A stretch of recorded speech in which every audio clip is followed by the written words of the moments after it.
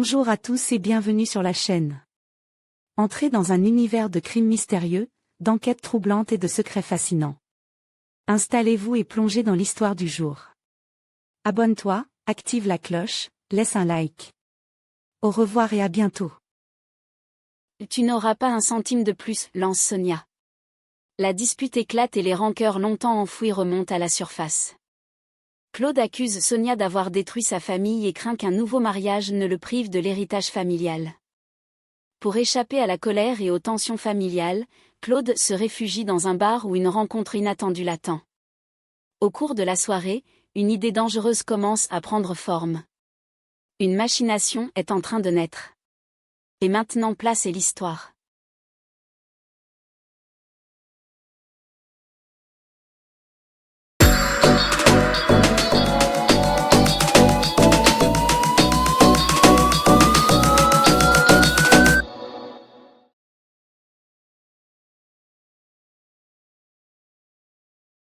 Une ardoise de 3000 francs au bar, mes cigarettes, et une fois de plus 801. Et il y a parfois qu'elle me lâche 10 sacs. Claude, t'es déjà interdit d'entrer chez moi sans frapper. Mais tu viens d'avoir 18 ans, mon garçon. Oh, ça va. Qu'est-ce que tu crains? Rien, surtout de ta part. Seulement, c'est une question de correction. Sonia, il me faut des billets. Tu entends? Je t'ai donné 10 000 francs hier. Il y a longtemps qu'ils sont loin. Je regrette, tu n'auras pas un sou. Je t'ai donné 20 000 francs au début du mois, qu'en as-tu fait? J'ai pas de compte à te rendre. Ce serait plutôt le contraire, hein. L'argent que je dépense est à moi, comme celui que tu dépenses. Bon, je resterai ici tant que tu m'auras rien donné. Non, reste. Moi, je sors. Pense plutôt à tes examens. Oh, pas besoin de diplôme. À 21 ans, je serai patron de l'usine. En attendant, je prendrai du bon temps. Prends-en. Ça ne sera pas ma faute si tu tournes mal. Je ne tournerai toujours pas plus mal que toi. Claude. Ouais, là, j'en sais plus long que tu ne crois. Petit voyou. Et toi, qu'est-ce que tu es? Si tu n'avais pas mis le grappin sur mon père 3 mois avant sa mort, tu traîneras encore les caves de Saint-Germain-des-Prés. Au lieu de ça, tu te fais appeler Madame Bran. Tu claques sans compter, tu roules dans une voiture grand sport, et tu entretiens un type. Tu mériterais une paire de claques. Et Goudimel, tu crois que je vois pas clair, non? Tu pourrais au moins respecter l'homme qui a reçu le dernier soupir de ta mère. Si tu parles encore une fois de ma mère ou de mon père, je t'étrangle. Laisse-les où ils sont. Sans toi, ils n'y seraient peut-être pas. Comment? Alors que tu aies réussi ton coup, c'est d'accord. Et ne viens jamais t'en vanter devant moi. Quel coup? D'avoir éliminé mon père et ma mère. Je ne comprends pas. Ça m'étonne. Explique-toi, Claude. C'est dans le Sana où était soignée ma mère que tu as connu mon père. Toi, tu es allé voir ton Goudimel. 3 mois plus tard, ma mère meurt, comme par hasard. Et toi, tu n'as pas perdu mon père de vue. Résultat, le mariage, la belle vie. 6 mois de lune de miel et puis rideau. Sur la route de Fontainebleau, la voiture de mon père s'écrase contre un arbre. Direction fossé. Et cependant, la voiture avait été révisée la veille. Et alors? Toi, tu n'étais pas dans la voiture ce jour-là. Comme par hasard. Qu'est-ce qui avait tripatouillé la mécanique? Toi ou Goudimel? Ouais, tu mériterais que je t'envoie dans une maison de correction. Ce qui arrangerait drôlement tes affaires. Hein. Tu pourrais enfin installer ici Monsieur Goudimel. Et je te préviens, Sonia. Je ne me laisserai pas faire. Je t'aurai avant. Tu dis quoi? Et puis garde-le, ton argent. Je me servirai moi-même. Voleuse.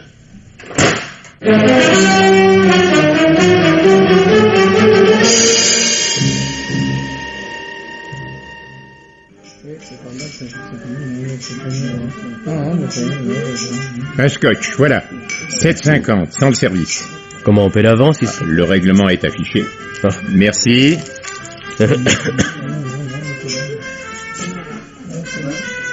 Robert. Polo, je te croyais en cabane. Je suis sorti cette semaine. T'avais pas écopé de 8 piges? Elle l'a remise pour bonne conduite, alors. Eh, dis donc, le gars qui te parlait, là, qui c'est? C'est pas le genre de la maison, hein. Fils à papa égaré. Et qu'est-ce que tu fais à présent? Bof, je bricole à droite à gauche, quoi. Pas question d'un boulot régulier lorsqu'on sort de tôle. Si t'entendais parler de quelque chose, hein, fais-moi signe. Entendu, Polo. Tu t'en vas déjà? Ouais, regardez, les jeunes os trémoussés ne m'amusent plus. J'ai pris un de ces coups de vieux. Moi. Allez, faut remonter le courant, mon vieux. Allez, à la prochaine, Ambert. Hein.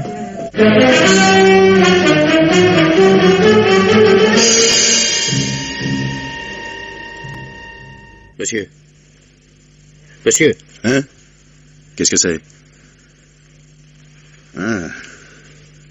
Vous n'étiez pas au bar tout à l'heure? Si, je vous ai entendu parler avec le garçon. J'ai un boulot à vous proposer. Ah? De quel côté allez-vous? Vers la porte Clichy. Eh bien, allons-y ensemble. Voilà de quoi il s'agit. J'ai besoin de fric. Eh ben, t'es pas le seul. Oui, je sais où il y en a, mais je peux pas le prendre. Pourquoi? Vous allez comprendre. J'habite chez ma tante. Dans son secrétaire, elle a des millions en liquide et en bijoux. Si la police enquête, on verra que c'est moi. Et ma tante n'attend que ça pour m'envoyer en maison de correction. Ah ouais, je vois. Je me demande quel turbin ça cache, ton histoire. Oh, clair comme le jour, tu prends le fric, on partage. Ça va chercher dans les combien? Bah, au moins 2 briques en liquide. Et en bijoux? 5 à 6. Ouais, bah ça vaut pas le risque. Et qu'est-ce qui te prouve que je partagerai? Si vous... Enfin, si t'es pas régulier, je te balance. Tu ne me connais pas. Et les flics te connaissent. Il n'y a pas tellement de gars qui viennent de tirer 4 ans après avoir écopé de 8. Où est-ce que tu crèches? Dans le 16e, rue Guérini. Tu seras là-bas? Pas fou. Et mon alibi. Je passerai la soirée à Saint-Germain-des-Prés. Tu te feras cuisiner? Et après, pas de preuve. On nous a jamais vus ensemble. Et ça se présente comment, ton affaire? Appartement ou villa? Hôtel particulier. Ma tante est sourde. Alors tu sautes dans le jardin sous le coup de minuit. Je laisserai la fenêtre du rez-de-chaussée entrouverte.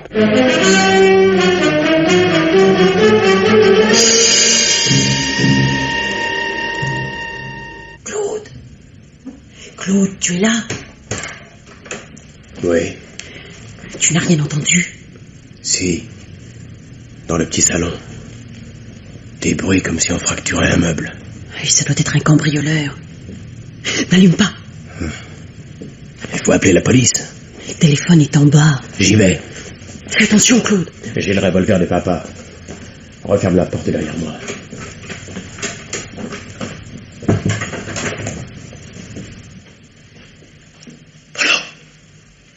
Polo!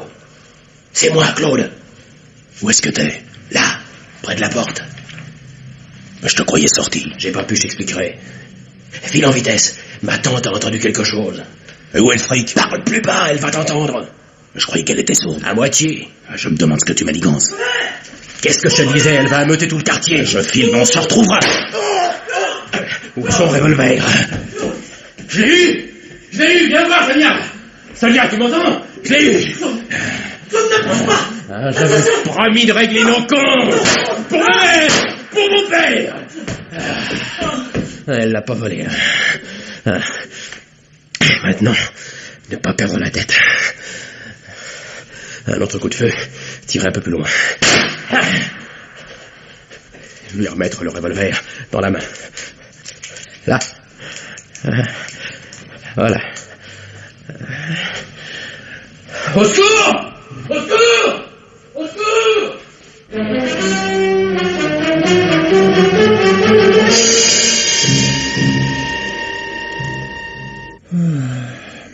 3 heures du matin.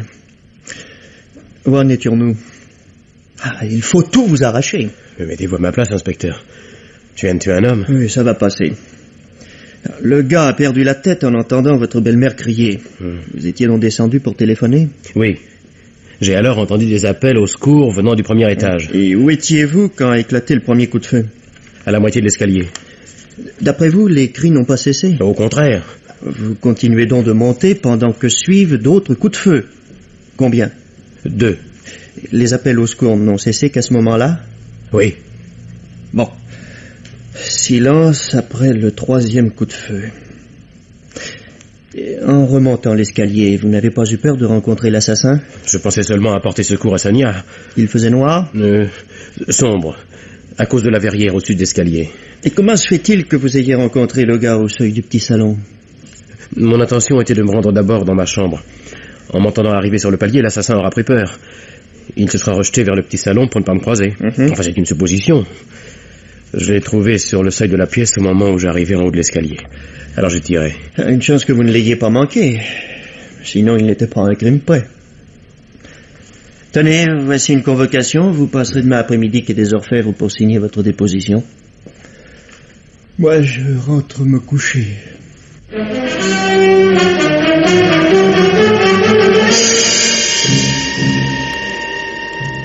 Dites-moi, Constant, le jeune homme qui attend à côté. L'affaire de la rue Guérini. J'ai lu votre rapport.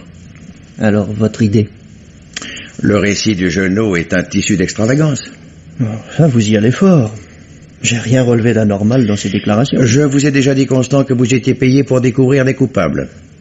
Possible que le gars Polo ait descendu la dame Brand, encore que rien ne soit prouvé. Et qu'est-ce qui vous chiffonne? Que le gars Polo se soit laissé posséder par un gosse. Polo était un dur, truand de père en fils. Conclusion? Si nous admettions une complicité Brand-Polo, nous comprendrions mieux que le truand ne se soit pas méfié davantage. Et ça nous mène à quoi? Brand charge Polo d'assassiner sa belle-mère et au moment où son complice lui réclame le salaire convenu, il le descend. Objection. Le secrétaire était forcé. Non, simple mise en scène. Ne trouvez-vous pas non plus étonnant qu'un type à peine sorti de prison travaille avec un feu?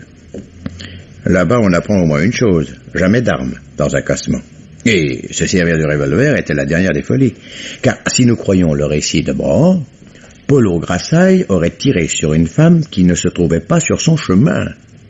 Grassaille avait toutes les raisons de s'enfuir sans demander son reste. Vous avez raison, patron, rien ne colle. On s'attaque au genou, il ne tiendra pas 24 heures. Pas de ça.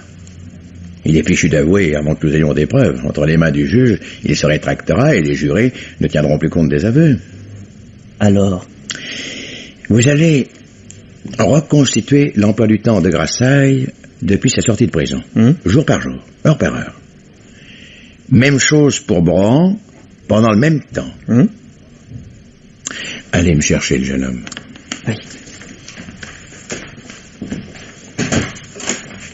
Monsieur Brand, voulez-vous venir? Entrez, monsieur. Pardon. Monsieur Brand, commissaire Bernu. Je m'excuse de vous déranger pour une signature. Mais, voyez, si vous voulez prendre connaissance et signer. Merci. Pour vous, ça doit être terrible. Votre père est mort il y a quelques mois dans un accident. Savez-vous dans quelles circonstances votre père a fait connaissance de mademoiselle Sonia Tavo? Ils se sont rencontrés dans un sana où ma mère se trouvait en traitement. Ah. Elle avait pour voisin un ami de Sonia, un musicien nommé Goudimel. Et ce monsieur m'a téléphoné tout à l'heure. Il paraissait bouleversé. Le voyez-vous souvent? Rarement. Sa santé l'oblige à habiter la campagne. Sonia lui rendait visite 1 ou 2 fois par semaine. Oui, elle s'occupait de l'édition de ses œuvres. Oui. Je vais vous poser une question délicate. Votre belle-mère n'aidait-elle pas un peu monsieur Goudimel? Oui, j'ai téléphoné à son éditeur qui m'a appris que sa musique se vendait mal. Alors, monsieur le commissaire, vous en savez plus que moi.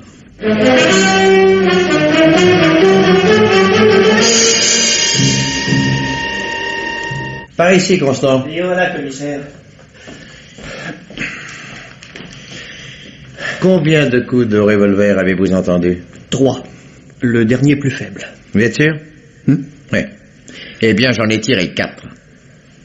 Oui. Le premier, dans le petit salon. Oui. Le seul que vous n'ayez pas entendu. Vous étiez cependant plus près que les témoins de l'autre nuit. Les 3 derniers... Les 3 derniers dans cette chambre. Et vous en déduisez, patron? Que le jeune Brand a tiré les 4 coups de revolver. Les 4? Oui, vous n'êtes pas dans un bon jour aujourd'hui, Constant, hein? Alors, suivez-moi bien. Oui. Le coup de feu tiré avec l'arme de Brand dans le petit salon, là, n'a pu être perçu à l'extérieur des murs d'enceinte. Oui, vous venez de vous en rendre compte. Oui, ça en est fait. Par contre, j'ai parfaitement entendu les autres coups. Vous pensez toujours que le genou a tiré sur Grassaille qui lui réclamait son salaire? J'ai changé d'avis. Hein? Si Brand avait abattu Grassaille à l'endroit indiqué, les voisins n'auraient pu entendre la détonation. En conclusion, 2 balles successives ont tué la femme. Une balle isolée a tué l'homme. Et la dernière? Non. Le projectile qui a tué Grassaille ne pouvait être aperçu des voisins. La détonation entendue est celle du coup tiré depuis la porte de la chambre. Ah oui. Mais pourquoi Brohan a-t-il tiré une dernière fois après avoir tué sa belle-mère? Imaginons qu'il n'y ait pas eu 4 balles. Oui. Comment se présente la situation? Des 3 projectiles tirés, les 2 derniers, tirés coup sur coup, ont fait taire la femme. Conclusion, Madame Brohan a été tuée par ces 2 balles. Oui, les dernières. Il ne nous restait qu'un seul projectile. Pour Grassaille, le premier. Dans ce cas, le cambrioleur ne pouvait être l'assassin de Sonia Brohan. Le jeune homme a raisonné juste en pensant nous égarer par ce 4e coup pour rien, destiné à figurer auditivement le meurtre de Grassaille. Tenez, approchez-vous. Regardez, j'avais noté. Oui. Non, ne dites pas oui sans comprendre. Regardez, écoutez. Balle numéro 1, Grassaille tire de loin sur la femme. Balles 2 et 3, Grassaille, près de la fenêtre, tire sur la femme et la tue. Balle numéro 4, Brohan tue le meurtrier. Le meurtrier? Oui. Grassaille, si vous voulez. À présent que nous savons que le projectile tiré dans le petit salon ne pouvait être entendu du dehors, il faut rectifier ce que j'ai noté comme suit. Voyez. Balle numéro 1. À l'entrée du petit salon, Brohan tire sur Grassaille. Balles 2 et 3, Brohan tire à bout portant sur la femme avec l'arme de Grassaille.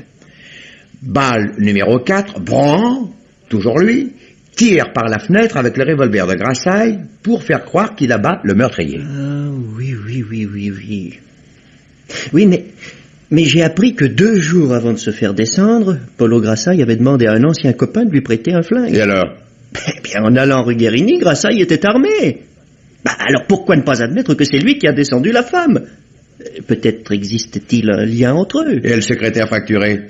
Grassaille n'était pas venu pour tuer, mais pour voler. Mais si Grassaille n'avait pas été armé, Brohan aurait pu descendre tout le monde avec la même arme. Mais dans ce cas, il aurait mis dans la main de Grassaille mort une seconde arme, celle dont il se serait servi pour tuer sa belle-mère. Cette arme, on doit la retrouver. Ou tout au moins découvrir celui qui l'a vendue. À propos, vous êtes-vous renseigné dans l'entourage du jeune Brohan? Non, oui, rien d'intéressant. Sinon qu'après la mort de son père, le gamin s'imaginait que l'accident avait été provoqué. Provoqué par qui? Par Sonia. C'est du moins ce que m'a confié un de ses condisciples du collège. Oui, c'est sans intérêt. Croyez-vous? Cela explique peut-être tout.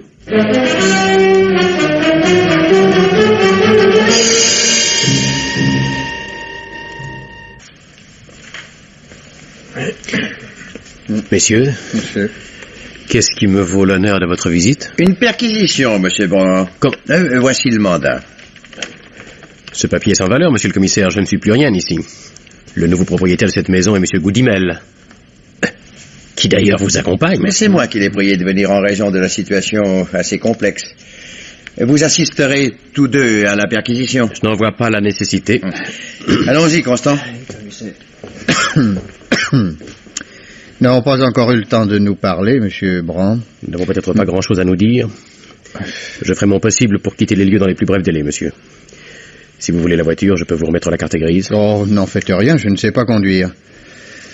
Mais je suis persuadé qu'il n'a jamais été dans les intentions de Sonia de vous priver de ce véhicule. Je vous prie également de continuer à habiter cette maison. Merci, vous êtes vraiment très chic. Non, pas du tout. Sonia n'avait pas prévu qu'elle s'en irait si vite. Excusez-moi. Je vous en prie. Allô? Monsieur Claude Brohan, s'il vous plaît. C'est moi, oui. Qui est à l'appareil? La dame du vestiaire d'un dancing de la place Clichy. Mais je ne vous connais pas. Mardi soir, au Hawaï, vous avez perdu quelque chose. Oh, mademoiselle, vous faites erreur, je ne fréquente pas cet établissement. Votre nom figure cependant sur l'objet. Enfin, si vous me disiez de quoi il s'agit, ça simplifierait les choses. Si je vous le disais, vous ne manqueriez pas d'aller le chercher. Enfin, je vais le remettre à la police. Et dans 1 an et 1 jour, il sera votre propriété. Enfin, j'ignore de quoi il s'agit, mais je vous en fais cadeau. Un cadeau? Vous me connaissez pas. D'après votre voix, mademoiselle, je suis sûr que vous êtes très jolie. En me voyant, vous seriez déçu, Eh bien, pour me convaincre, je vous propose de prendre rendez-vous pour ce soir. si vous voulez. Mais je travaille jusqu'à 2h du matin. Venez m'attendre au Hawaï. Non, j'ai horreur des endroits où l'on danse. Je vous attendrai à 2h15 sur le rond-point de la place Clichy, au pied de la statue. Vous voulez bien?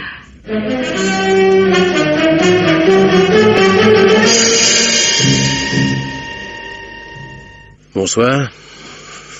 Excusez-moi, je suis un peu en retard. Vous m'avez reconnu? Non, mais vous étiez seul sur le rond-point, là. Alors, cet objet perdu. Une blague, hein? Pas du tout, votre nom est gravé dessus. Oh, ça alors. Je voudrais bien le voir. L'objet est chez moi. Si vous le voulez, accompagnez-moi. C'est bien pour vous faire plaisir.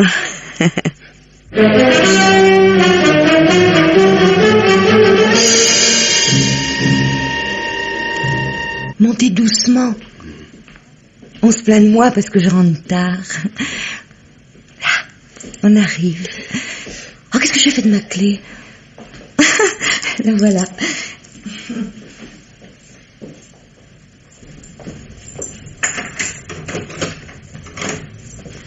Si vous voulez entrer... Non, lâchez-moi! Mais je vous défends! Fouille-le. Il est pas armé! Qu'est-ce que ça signifie? Qu'est-ce que ça signifie? Eh ben moi je vais te le dire, petit salopard. Je vous défends! Tu vas la fermer, oui? Polo n'est pas venu chez toi les mains dans les poches, hein? C'est toi qui allais le chercher. Moi, je le connaissais pas. Répète un peu. Je le connaissais pas. Quand Monique a vu ton portrait dans le journal, elle m'a dit je connais cette frime-là. Mardi soir, il n'y avait pas tellement de vestiaire. Moi, j'ai tout de suite compris la coupure. Je veux pas savoir ce que t'as goupillé avec Polo, car c'était pas un copain.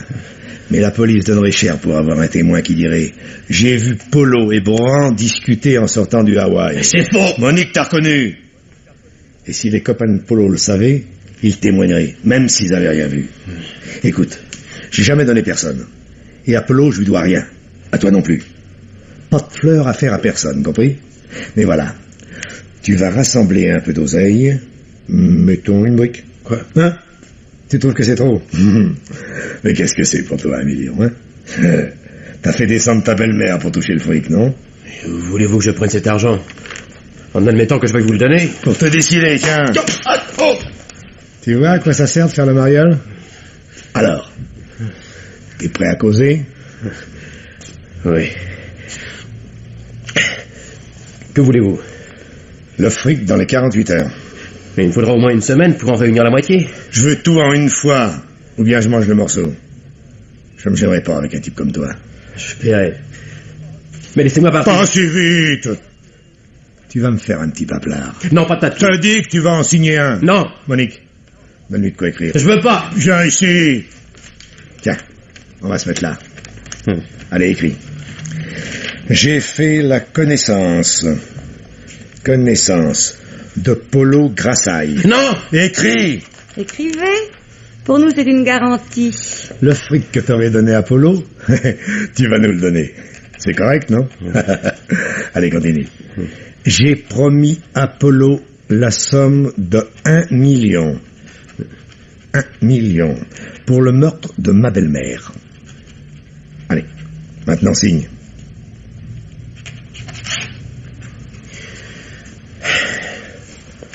Je peux partir? Un instant. Inutile de téléphoner à Monique ou de revenir ici, hein. On pouvait avoir à l'œil. Dans 3 jours, trouve-toi avec le fric rue Girardot, chez le gros Fred, au 1er étage. Compris?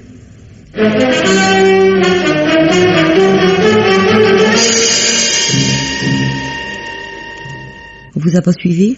Que pensez-vous? Avec une voiture comme la mienne, je défie quiconque de me suivre. Vous avez l'argent? Seulement 200 000. Oui, pour le reste, on verra plus tard. Ah, Bob s'y attendait. Vous devriez tout de même vous méfier. Vous savez, je gênerais pas pour vous balancer. L'autre soir, vous n'avez pas laissé parler. Et le fric, je l'aurais pas de sitôt. Comment ça? Bah oui, je suis mineur. Je pourrais pas disposer de la fortune avant mes 21 ans. Et de plus, je suis pas l'héritier de ma belle-mère. On faudra vous entendre avec Bob. Bah, expliquez-lui. Mieux que ce soit vous. Moi, il croirait que je lui monte un bateau. J'ai quelque chose à lui proposer. Hein? Ça vous dirait rien d'être propriétaire Propriétaire de quoi? d'une villa, dans le 16e? Faut pas nous faire marcher, hein. Mais pas du tout, ça dépend que de vous. Expliquez-vous. Papa a légué sa villa à ma belle-mère. Le gars qui en hérite est un nommé Goudimel. Je crois qu'il était son amant. Et déjà avant qu'elle épouse mon père. En somme, vous avez été possédé. Exactement. Je vois toujours pas où vous voulez en venir. Dans le Code civil, il y a un article qui dit que nul ne peut hériter d'une personne assassinée s'il est pour quelque chose dans la mort de celle-ci. Autrement dit, si le gars est condamné pour complicité de meurtre, il ne pourra toucher ni lait, ni héritage lui venant de la victime. Je commence à comprendre. Alors si Goudimel était compromis dans le meurtre de Sonia Brun, la maison vous reviendrait, c'est ça? Je crois que vous avez compris. J'en parlais à Bob. Oh, je crois qu'il marchera. Comment qu'on pourrait faire pour qu'on soupçonne le type en question? J'ai une idée. Ce matin, Goudimel a fait apporter rue Guérini plusieurs caisses de partitions. Oui, je vous l'ai pas dit, c'est un musicien.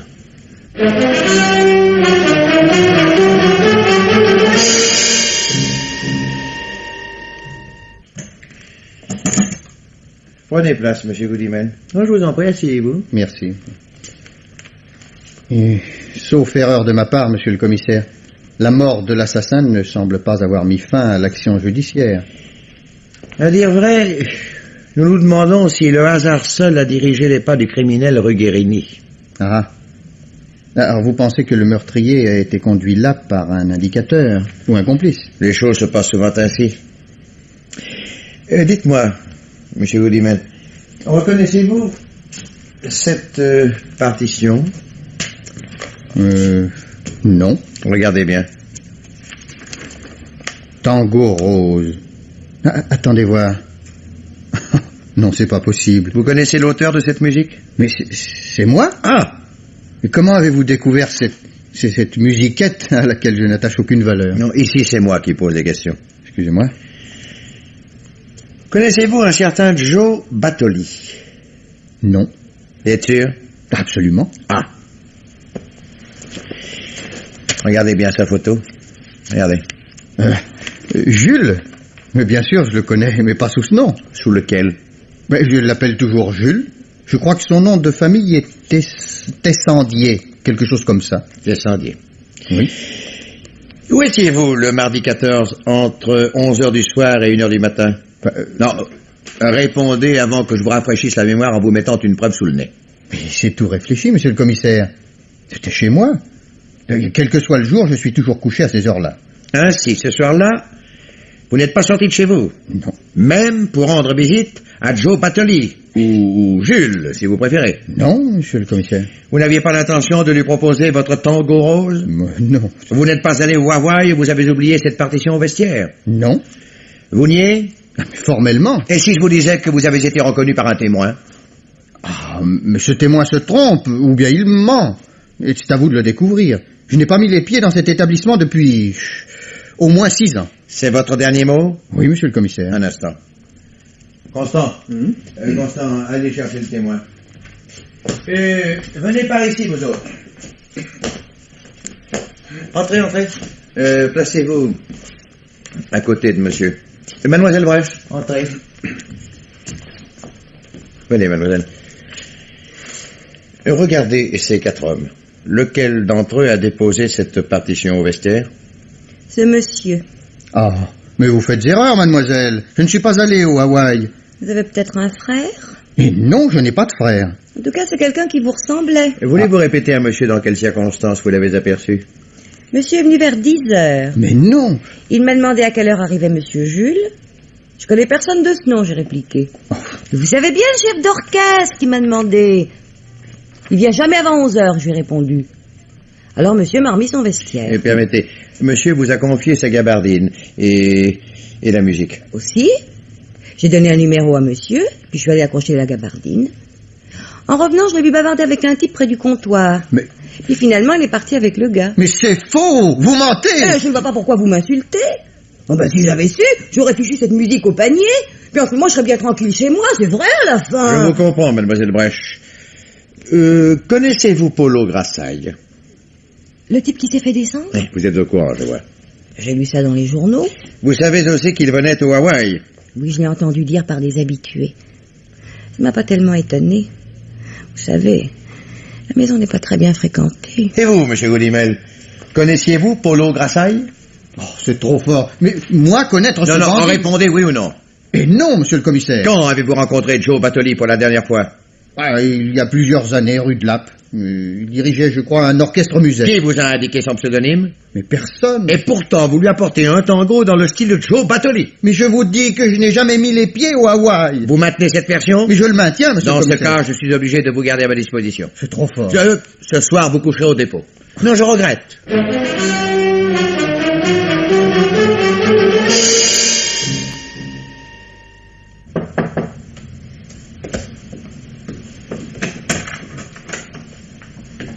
C'est vous? Vous n'êtes pas fou de venir ici? Il fallait que je vous voie. Parlez moins fort. Bob fait sa sieste. Bah, qu'est-ce qui vous passerait si vous trouvez là? Dites donc, vous êtes sûr au moins qu'on vous a pas suivi? Je suis pas un enfant. Alors qu'est-ce que vous avez à me dire? Vous parlez de votre situation. Ma situation? Depuis que vous avez déposé contre Goudimel, votre situation a beaucoup changé. Comment ça? Ah oui. Bob vous a possédé. Avec votre déposition contre Goudimel, il peut vous faire marcher. Mais dites donc, c'est une de vos idées, cette déposition. Ouais, mais Bob aurait pu y aller de son témoignage. Pas si bête. Il se tient en dehors du coup. Et en définitive, le fric, c'est lui qui l'encaissera. Je comprends pas. Vous avez fait un faux témoignage pour me sauver. Savez-vous comment la justice appelle ça? De la complicité. Vous encourez la même peine que moi. Je peux pas revenir sur ma déposition. Non. Mais vous pouvez faire disparaître le papier que Bob m'a fait écrire. Ouais. Vous êtes trop malin, vous. Ça vous arrangerait que je vous le rende, hein? Pas plus que vous. N'oubliez pas que ce papier prouve votre complicité.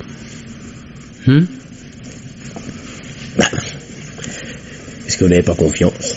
Ah bah ça, vous pouvez le dire, j'ai pas confiance. Et si je vous donnais un acte de propriété pour la maison de la rue Guérini? Je vous signerai un reçu de 10 millions, non daté. Vous indiquerez la date plus tard. Et en même temps, je vous remets une lettre de vente que vous compléterez par la suite quand la maison sera à moi. Comme ça, vous aurez des garanties contre moi et Bob n'en aura plus contre vous. Ouais. Mais si je lui fauche le paplard, Bob, il est fichu de me descendre. Ah, dites donc, je vous ai pas demandé, vous voulez pas une tasse de café?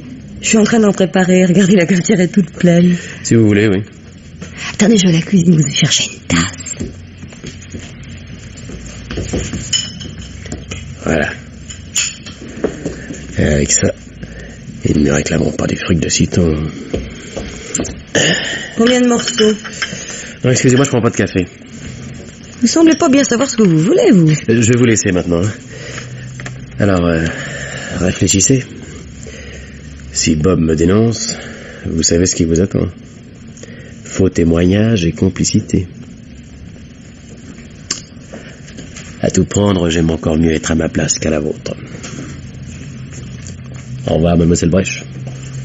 Je vous téléphonerai. Faites pas de bruit. Je crois que Bob se réveille.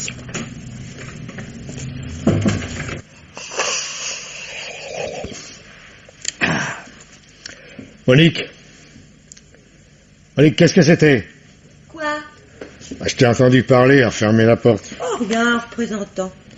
Ah. T'as bien dormi, mon Bob. Ouais. Dis donc, le jus est prêt? Mais j'attendais qu'il te réveille pour te l'apporter. Je me lève. Si on allait faire une petite balade? Ah, si tu veux, j'ai jusqu'à ce soir. Allez, bois ton café. Donne-moi là un coup de gnôle. C'est plus le moment de s'en faire, hein. Dis donc, il a un drôle de goût, ton kawa. Bon, je viens d'en prendre, je vais pas trouver. Oh, dis donc. Qu'est-ce qui t'arrive, Bob? Oh, ma parole. Dis donc, toi. T'as empoisonné le jus, hein? Non, mais t'es fou? Bon. Alors, prends-en une tasse. Bah, si tu dis qu'il est empoisonné, mais... Ouais. Et c'est pour ça que tu veux pas en boire, hein? Je te jure. Allez, couche-toi. Je vais appeler un médecin. Reste là! Mais je te sens téléphoner. Non! Viens ici. Tu serais trop contente de filer et de me laisser crever comme un chien, hein, après m'avoir empoisonné. C'est pas moi. Quoi? C'est Brohan. Bon, Il vient de venir, je voulais t'en parler, mais... bon, ce petit salaud. Oh, qu'est-ce que vous manigancez tous les deux? Je t'expliquerai. Mais lâche-moi, Bob. Lâche-moi. Vous vouliez me repenser, hein? Non, mais Bob, écoute-moi, je te jure. Bob, non, lâche-moi, Bob. Bob, lâche-moi, Bob. Lâche-moi. Oh, vite, un tout bib. Oh, je suis quand même pas crevé comme ça.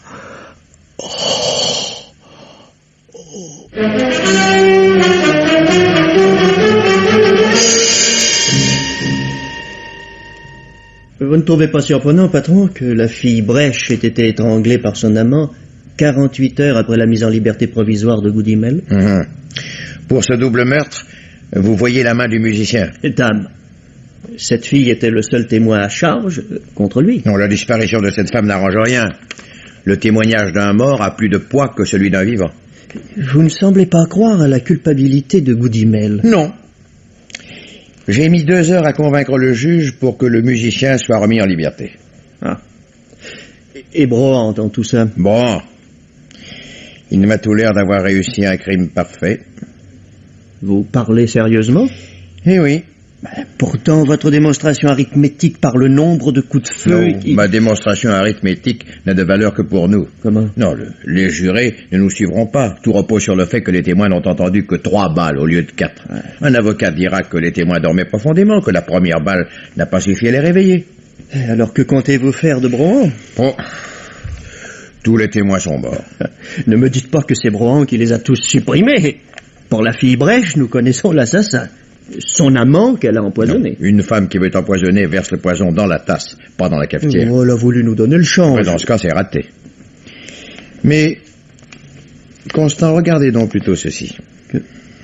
Un vieux revolver à barillet? Oui. La 3e arme, n'est-ce pas? Tout juste. Et où l'avez-vous trouvé? Dans le jardin de la rue Guérini. Oh. Mais Brohan n'a pas osé le transporter pour le jeter dans la Seine. Toujours est-il que ce 3e revolver existait. Mais Brohan ne s'en est pas servi, Polo Grassaille ayant apporté le sien. Remarquez que cette découverte ne nous mène nulle part. Une arme enterrée dans un jardin ne constitue pas un délit. À propos, avez-vous convoqué le prof? Ah oui, je le croyais à la retraite. J'espère pour lui qu'il l'est toujours. Allez voir s'il est arrivé. Vous voulez le mettre sur l'affaire? Ah, Constant, vous êtes trop curieux. Je vais lui parler seul à seul. Ah, bon, commissaire. Si vous voulez venir. Entrez. Bonjour, commissaire. Et bonjour. J'y comprends rien. Depuis 2 ans, je suis peinard. Ah non, vraiment, moi, j'y comprends rien. Vous comprendrez dans 1 minute, je vous rejoins. Ah, si vous voulez passer par là, oui, c'est ça. Allez, avancez. Là. Veuillez entrer. Asseyez-vous. Alors, êtes-vous toujours capable d'imiter une écriture? Quoi? C'est vous qui me demandez ça? Mais vous rigolez. Oh, absolument pas. Eh ben, si on m'avait dit un jour que je travaillerais pour la grande maison...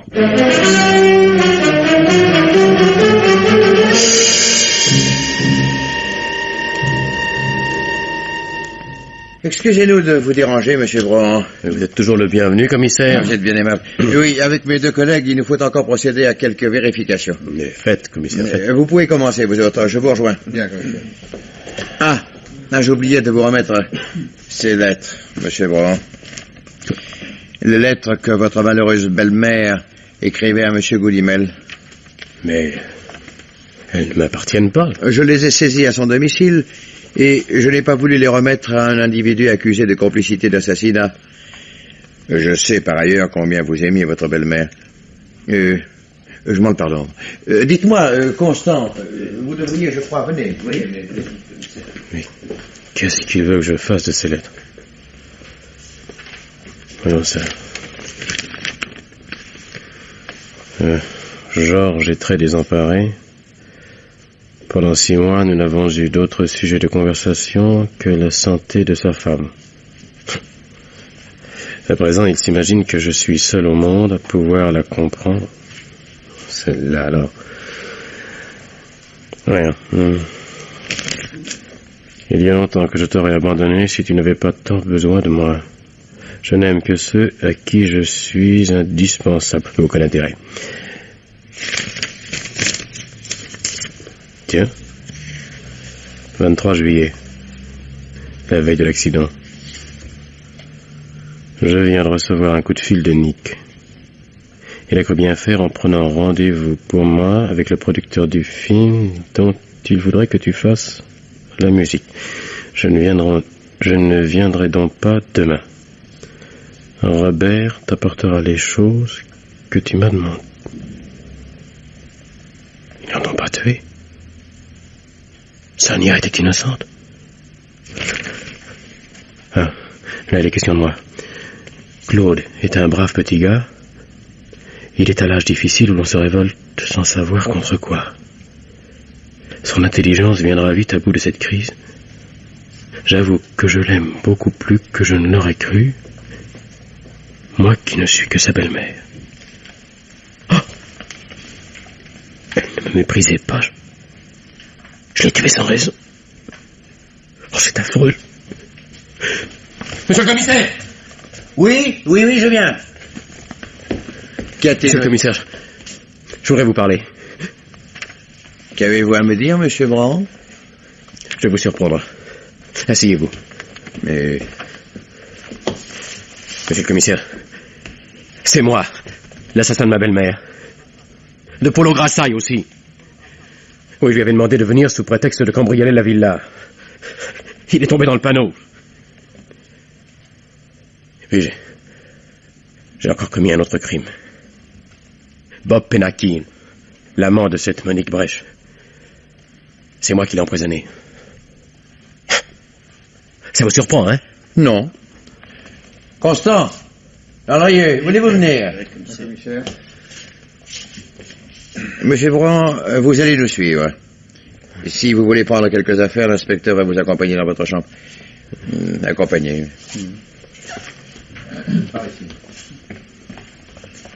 Qu'en dites-vous, Constant? Alors ça, patron, je n'en reviens pas. Pour une fois que je vois un gars réussir un crime parfait, il se dénonce. N'allez pas en conclure pour autant à l'existence du Père Noël. Hein? Vous aviez prévu le coup? Oh, prévu. Ah, mettons que je viens de jouer ma dernière carte. Votre dernière carte? Eh oui. Nous ne pouvions démontrer sa culpabilité. Alors, j'ai renversé le problème et démontré que Sonia était innocente. Mais innocente de quoi? Du meurtre de Brand-Père, voyons. Mais c'est vous qui m'avez appris que le jeune homme croyait que sa belle-mère avait provoqué l'accident au cours duquel son père avait trouvé la mort. Rappelez-vous? Le jeune Brand se prenait pour un justicier. Eh oui, pour détruire cet alibi moral qui faisait sa force. J'ai fait appel à la correspondance qu'adressait sa belle-mère à Goodimel. Je vois, il était question de l'accident, vous avez arrangé le texte. Oui, enfin, plus exactement, le prof a quelque peu embelli cette correspondance. Amusant, n'est-ce pas? Le commissaire fait un faux pour démontrer l'innocence d'une victime. Oh, je n'ai d'ailleurs eu que 2 phrases à laver. La première se rapportait à l'accident du père, la deuxième au sentiment de la belle-mère à l'égard du jeune homme. Sonia Brand ne cachait pas à son amant qu'elle considérait son beau-fils comme un voyou impropre à rien et, pour tout dire, une graine d'assassin. Alors j'ai remplacé ce jugement par des considérations, plus flatteuses. Et j'ai mis dans le mille. Claude Brand est à l'âge des sentiments troubles, des refoulements et des complexes. Le voici à présent persuadé qu'il a tué la seule femme qui eût été capable de le rendre heureux. C'est pour elle qu'il a voulu sauver Goodimel en se dénonçant. Ce beau sentiment va lui coûter cher. 3 meurtres sur le dos. Je voudrais voir sa tête quand il apprendra qu'il s'est dénoncé pour rien. Oh, il ne l'apprendra jamais. L'amour imaginaire de Sonia l'aidera à supporter ses épreuves, comme les meurtres imaginaires de Sonia l'avaient aidé à commettre ses crimes. Tout cela prouve que n'est pas assassin qui veut.